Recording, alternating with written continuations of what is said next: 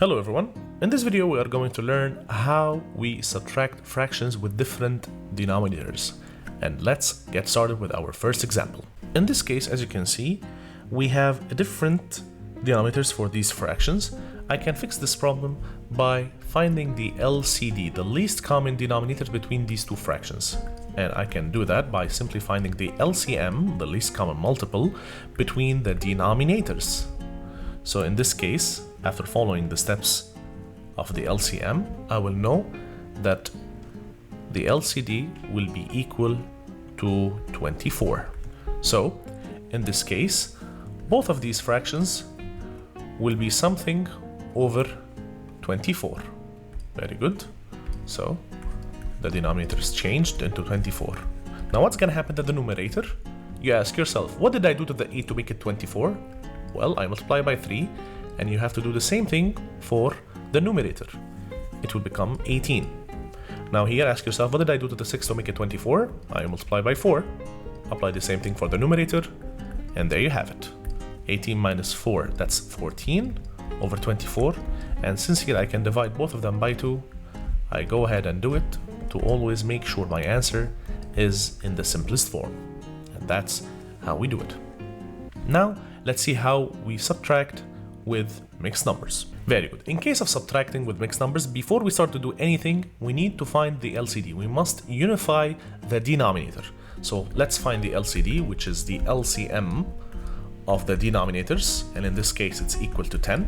So both of these fractions will be something over 10, like this. And of course, the whole number is not affected. You ask yourself, what did I do to the 5 to make it 10? I will multiply simply by 2, up and down. And there we go. I have 8. And here I did not do anything to the 10, or technically I just multiplied by 1. So that's why the numerator will stay the same. Very good. Now you look at your fraction. First of all, can I subtract without having any problems? 8 minus 3, yes, I can do that. No problems, very good. So I'll start applying the subtraction. 8 minus 3, 5 over 10, and 3 minus nothing, nothing means 0. 3 minus 0 is simply 3, and there we go. I can simply simplify the fraction by dividing up and down with 5, and the final answer will be 3 and 1 over 2. Now let's take one and final example. Very good. In this case, as I said before anything, let's find the LCD, which is the LCM of the denominators, and it is equal in this case to 12. So both of them will turn into something over 12, and of course the whole numbers are not affected, only the numerator and the denominator. Ask yourself, what did I do to the 3 to make it 12? I multiplied by 4, which I will do that also up. And what did I do to the 4 to make it 12? I will multiply by 3, and I'll do the same thing in the numerator. And the fractions became like this. As I said, before you start, you need to check the fractions. Can I subtract? Well, in this case, I cannot, because 4 minus 9, we cannot do it. Small minus big. So what will I do? I will borrow from the whole number. Okay?